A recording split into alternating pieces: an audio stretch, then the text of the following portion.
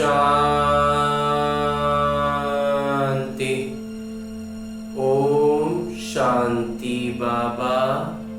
बाबा ओम शांति।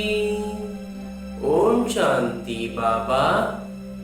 आज 27 अक्टूबर 2023 की मुरली है। बाबा कह रहे, मीठे बच्चे, तुम्हारी दिल में खुशी के नगाड़े बजने चाहिए, क्योंकि बेहद के पिता तुम्हें बेहद का वर्षा देने आए हैं। हाँ जी बाबा।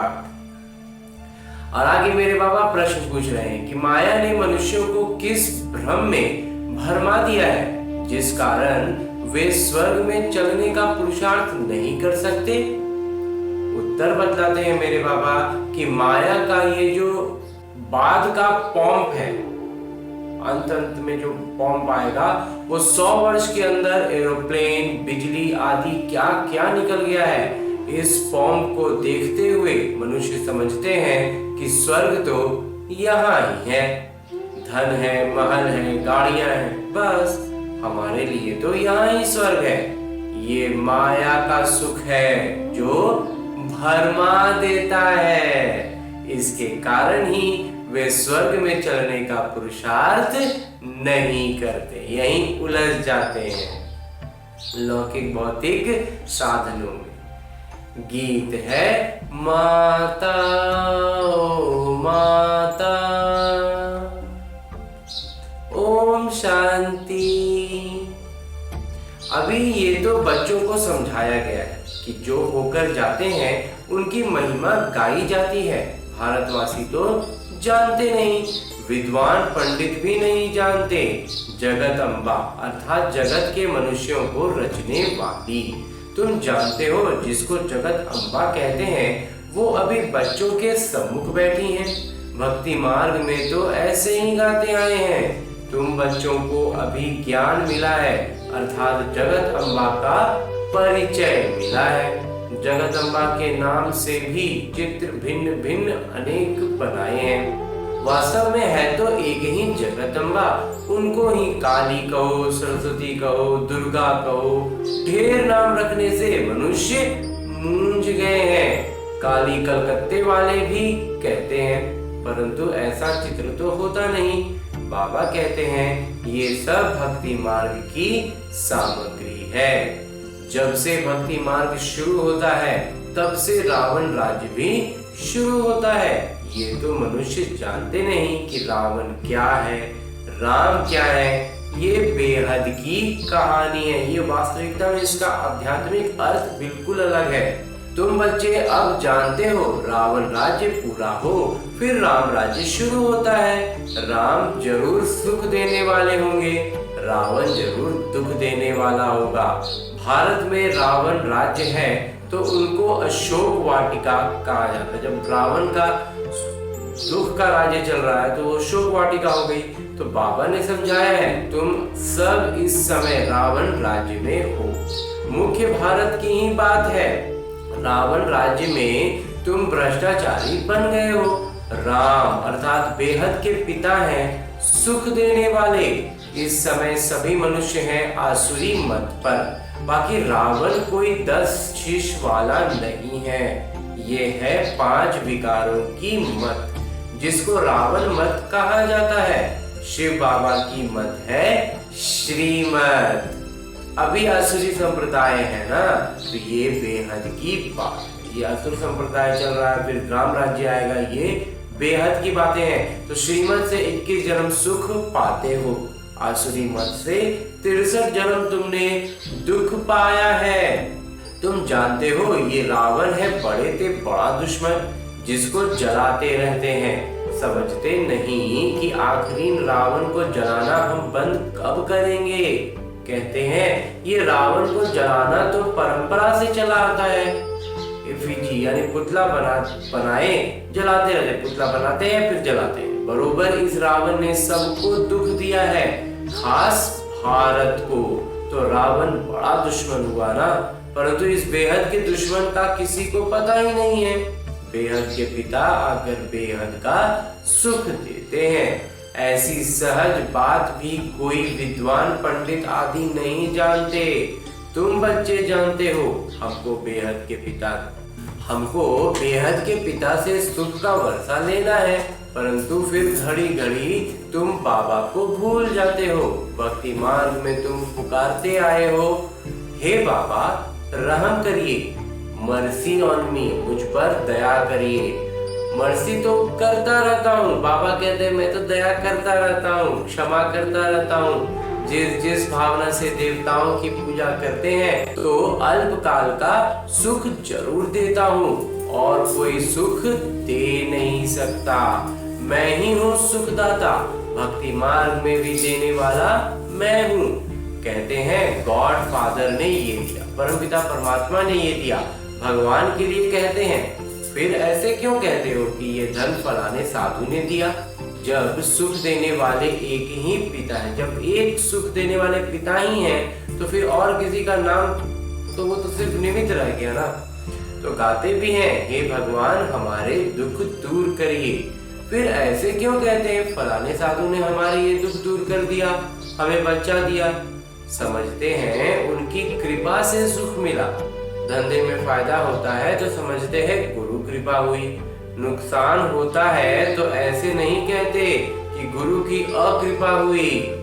बेचारे भक्त लोग समझने बगैर जो आया सो कहते रहते हैं, जो सुनते उस पर अनुसरण करते रहते हैं। वहीं सब बताया जा रहा है, वहीं सब अनुसरण कर रहे हैं, उसके अर्थ को समझ ही नहीं पाते हैं। ये भी बाबा कहते हैं नाटक है। अब बाबा आकर तुम्हें अपना बनाते हैं। बाबा से प्रीत रखने में भी माया बहुत विघ्न डालती है, एकदम मुंह फिरा देती है। 21 जन्म का सुख देने वाले पिता से फारकती दिला देती है। बाबा समझाते हैं भक्ति मार्ग और ज्ञान मार्ग में रात दिन का फर्क है। भक्ति करते करते जब कंगाल बन जाते हैं तब फिर बाबा आकर ज्ञान देकर 21 जन्म के लिए तुमको माला माल कर देते हैं। वो भक्ति तो तुम जन्म दर जन्म करते रहे, अल्पकाल का सुख भी मिलता रहा, दुख तो बहुत है ना, और अब तो धीरे धीरे दुख बढ़ता जा रहा है। बाबा कहते हैं मैं आया हूँ तुम्हारा जो गंवाया हुआ राज्य है वो देने। बेहद की बात हुई ना, तो ये बात तो बेहद की हो गई, तो बाकी और कोई बात ही नहीं है। ये लक्ष्मी नारायण आदि निर्विकारी देवताएं थे, उन्हों के महल में कितने हीरे जवाहरात होंगे। तुम आगे चलकर बहुत कुछ देखेंगे, जितना नजदीक आते जाएंगे उतना स्वर्ग का नजारा देखते जाएंगे। कितनी बड़ी बड़ी दरबार होगी, खिड़कियों पर सोने हीरे जवाहरों का कितना अच्छा श्रृंगार होगा। बस ये रात पूरी होकर दिन शुरू होगा। बस अब ये रात पूरी ही होने वाली, बाबा कहते हैं वो दिन आने वाला है। तो जो वैकुंठ तुम दिव्य दृष्टि से देखते हो वो वास्तविकता में जरूर देखेंगे। जो विनाश दिव्य दृष्टि से देखा है वो फिर वास्तविकता में देखेंगे। तुम्हारे अंदर तो खुशी के नगाड़े बजने चाहिए। हम बेहद के पिता से बेहद का वर्षा ले रहे हैं। ये चित्र तो कोई सटीक नहीं है, कोई भी चित्र जो अभी बनाया जाता है वो बाबा कहते हैं कोई भी सटीक नहीं है, एकदम परफेक्ट चित्र नहीं है वहाँ का। तो वो तुम सब दिव्य दृष्टि से देखते हो, वहां जाकर रास आदि करते हो, कितने चित्र आदि बनाते थे। जो कुछ दिव्य दृष्टि से बाबा ने दिखाया है वो फिर प्रैक्टिकल में वास्तविकता में जरूर होगा। तुम जानते हो ये छीछी दुनिया खत्म हो जाएगी। तुम यहाँ बैठे हो श्रीमत पर अपना स्वराज्य लेने के पुरुषार्थ में। कहाँ वो भक्ति मार्ग, कहाँ ये ज्ञान मार्ग। यहाँ भारत का हाल देखो क्या हुआ है। खाने के लिए अन्न नहीं, बड़े बड़े योजनाएं बना रहे हैं। अन्न खाने के लिए नहीं हो रहा और योजना बड़ा बना रहे हैं। समय है बाकी, बहुत थोड़ा समय बचा है, इसलिए सब उल्टा पुल्टा हो रहा है। उनका योजना और तुम्हारी योजना देखो कैसा है। हमारी योजना बिल्कुल अलग है और वो योजनाएं बिल्कुल अलग बना रहे हैं। ये बातें कोई शास्त्रों में नहीं है, रामायण आदि में कितनी कहानियां लिख दी हैं, परंतु ऐसा तो है नहीं। रावण को फिर वर्ष वर्ष क्यों जलाते हैं? रावण को जलाया तो वो खत्म हो जाना चाहिए ना। भक्ति मार्ग की आमदनी कैसे और ज्ञान मार्ग की आमदनी कैसी है? ज्ञान मार्ग में हमें कैसे आगे बढ़ने की बता रहे हैं बाबा, और भक्ति मार्ग में हम कैसे बढ़ रहे थे? बाबा एकदम भंडारा भर देते हैं। उसके लिए मेहनत है, पवित्र तो जरूर रहना पड़ेगा, तो कुछ कुछ मेहनत भी करना पड़ेगा। तो उसमें है सबसे पहले पवित्रता। गाते भी है, अमृत छोड़ विष काहे को खाए। अमृत नाम से अमृतसर में एक तालाब बना दिया है, तालाब में डुबकी मारते हैं। मानसरोवर नाम का भी एक तालाब बना दिया है, मानसरोवर का अर्थ भी नहीं समझते। मानसरोवर अर्थात निराकार परमपिता परमात्मा ज्ञान सागर मनुष्य के तन में आकर ये ज्ञान सुनाते हैं। इसका मतलब हुआ मानसरोवर। मनुष्यों ने कथाएं आदि कितनी बैठ बनाई है, सर्वशास्त्रमयी शिरोमणि गीता। फिर उसमें श्री कृष्ण वाच लिख दिया है, कृष्ण श्री कृष्ण कह रहे हैं ऐसा लिख दिया। फिर श्री कृष्ण के लिए भी कितनी बातें लिख दी हैं। सर्प ने डसा, स्त्रियों को भगाया, कितने झूठे कलंक लगाए हैं। अभी तुम समझा सकते हो कि श्री कृष्ण की तो बात ही नहीं है। ये तो ब्रह्मा द्वारा परमपिता परमात्मा सभी वेदों शास्त्रों ग्रंथों का सार बैठ बतलाते हैं। बाबा सम्मुख बैठ के एक एक बात एकदम स्पष्ट बतलाते हैं। नंबर 1 है, सबसे श्रेष्ठ है श्रीमद् भगवत गीता। भारतवासियों का धर्मशास्त्र एक ही है, उसको खंडन कर दिया है तो बाकी जो बाल बच्चे वेद शास्त्र हैं सब खंडन हो गए। जब मुख्य में है जो सबसे ऊपर था उसमें ही फेरबदल कर दिया तो बाकी में तो आसानी से हो गया, और सब ऐसा स्थिति में पहुंच गया कि किसी में पढ़ने पर हम मूंझते ही हैं, हम दो बातों में बीच जाके उलझ जाते हैं। बाबा कितनी अच्छी रीति समझाते हैं, फिर भी चलते चलते माया के थप्पड़ खाते रहते हैं, धारणा नहीं करते हैं। ये है युद्ध स्थल, ये हमारी जो अंदर अंतः स्थिति है ना, वही है युद्ध स्थल। तुम ही बच्चे जो ब्राह्मण बने हो, गीता आदि में तो कोई ऐसी बातें लिखी ही नहीं है। ब्रह्मा की मुख वंशावली है, ब्रह्मा द्वारा यज्ञ रचा गया है, रुद्र ज्ञान यज्ञ तो बरोबर है, फिर युद्ध का मैदान कहां से आया? गाया भी हुआ है राजस्व अश्वमेध यज्ञ। ये जो रथ है उसको हम बलि चढ़ाते हैं, वो फिर दक्ष प्रजापति का यज्ञ रच घोड़े को बैठ स्वाहा करते हैं। क्या क्या लिख दिया है, वास्तविक का अर्थ क्या है और लिख दिया है किसी और अर्थ में, और हम जाकर के मूंझ जाते हैं। तुम जानते हो सतयुग में भारत स्वर्ग था तो जरूर वहाँ बहुत थोड़े ही होंगे, देवी देवता तो थोड़े थे।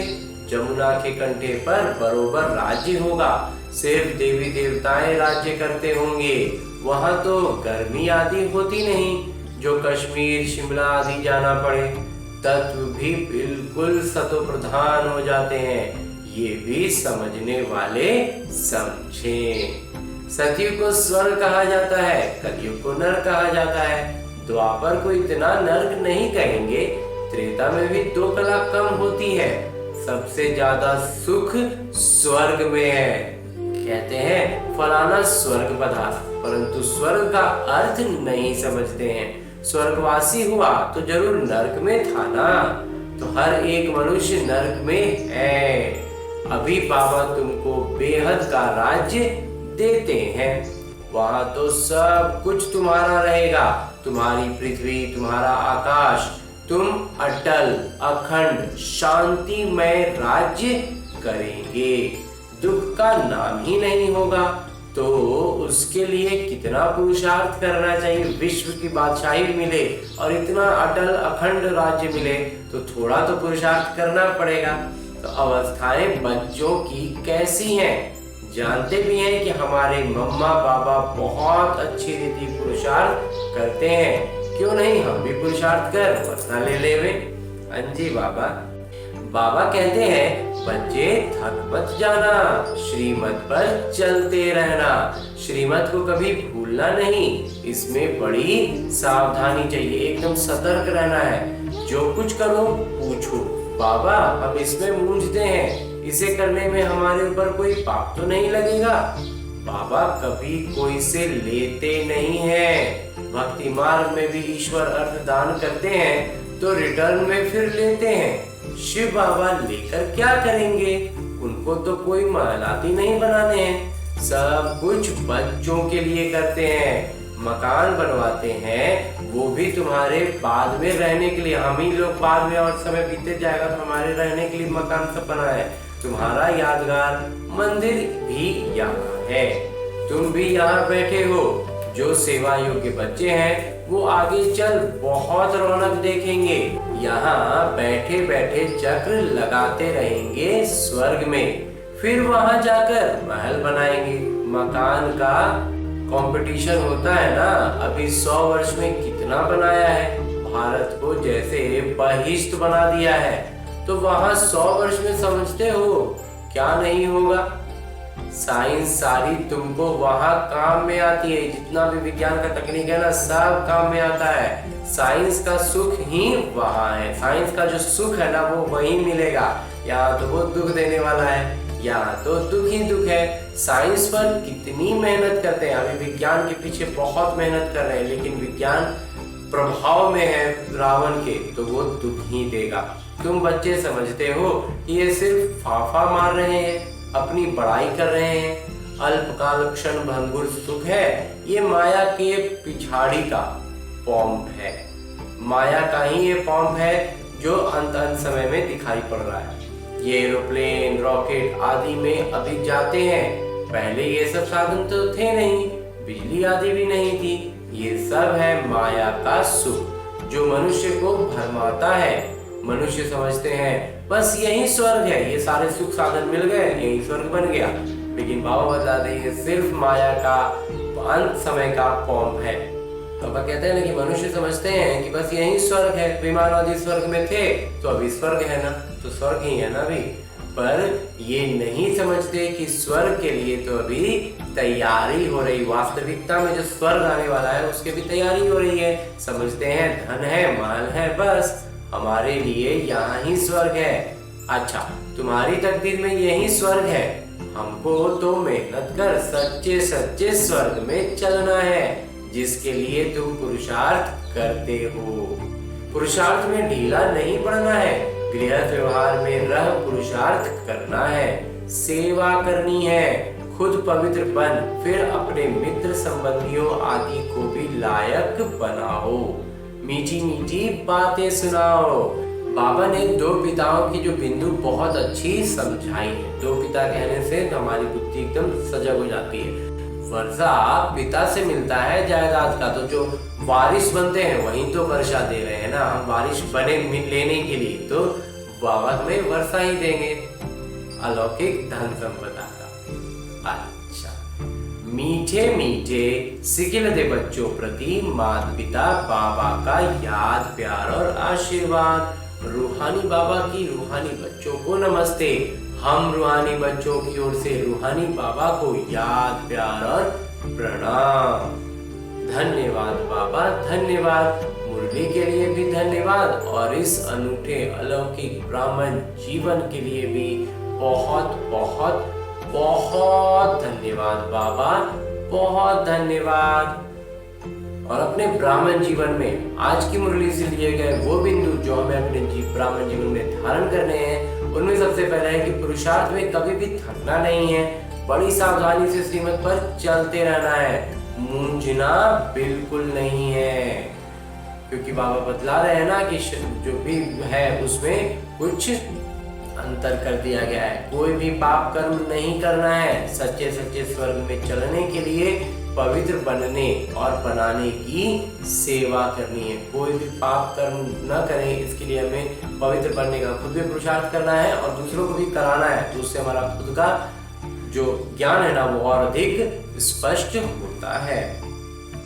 और आगे मेरे बाबा वरदान दे रहे हैं। वरदान देते हुए मेरे बाबा कहते हैं, निश्चय बुद्धि बन, लौकिक में अलौकिक भावना रखने वाले, डबल सेवाधारी ट्रस्टी भव।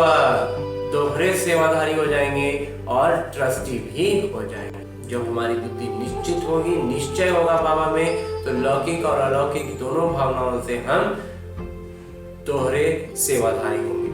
कई बच्चे सेवा करते करते थक जाते हैं, सोचते हैं ये तो कभी बदलना ही नहीं है। ऐसे दिल शिकस्त नहीं बनो, निश्चय बुद्धि बन, मेरे बन के संबंध से न्यारे हो चलते चलो। न्यारा बन जाना, चलते चलना है, फिर क्या हो रहा है, नहीं हो रहा, होगा कि नहीं होगा, ये सब में बिल्कुल विचार मंथन नहीं करना है। कोई आत्माओं का भक्ति का हिसाब चुकतू होने में थोड़ा समय लगता है, इसलिए धीरज धर, साक्षीपन की स्थिति में स्थित हो, शांत और शक्ति का सहयोग आत्माओं को देते रहो। लौकिक में अलौकिक भावना रखो, दोहरे सेवाधारी ट्रस्टी बनो। जी पापा। और अंत में स्लोगन है, मुरली का उपदेश है कि अपनी श्रेष्ठ वृत्ति से वायुमंडल को श्रेष्ठ बनाना, यही सच्ची सेवा है।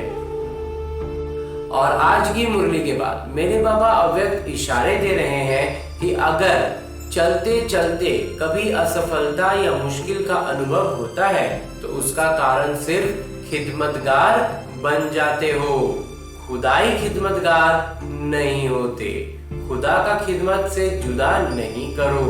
जब नाम है खुदाई खिदमतगार तो सम्मिलित अवस्था को अलग क्यों करते हो, क्यों अलग अलग जोड़ने लगते हैं? सदा अपना ये नाम याद रखो तो सेवा में स्वतः ही खुदाई जादू भर जाएगा और सहज सफलता मूर्त बन जाएंगे। बाबा कहते हैं खुदाई खिदमतगार है ना, तो फिर उसमें खिदमतगार क्यों, खुदाई क्यों छोड़ देते हो? जब उसमें हम खुदाई को रखेंगे, अपना पूरा नाम सम्मिलित अवस्था को याद करेंगे और पूरे अवस्था में आएंगे, तो बाबा कहते हैं जो फिर खुदाई होगी ना वो जादू हो जाएगा, उसमें बाबा की जादू उसमें जुड़ जाएंगे। बाबा का जादू जुड़ गया तो फिर तो सफलता मूर्त बनना ही है। अच्छा, ओम शांति बाबा, ओम शांति।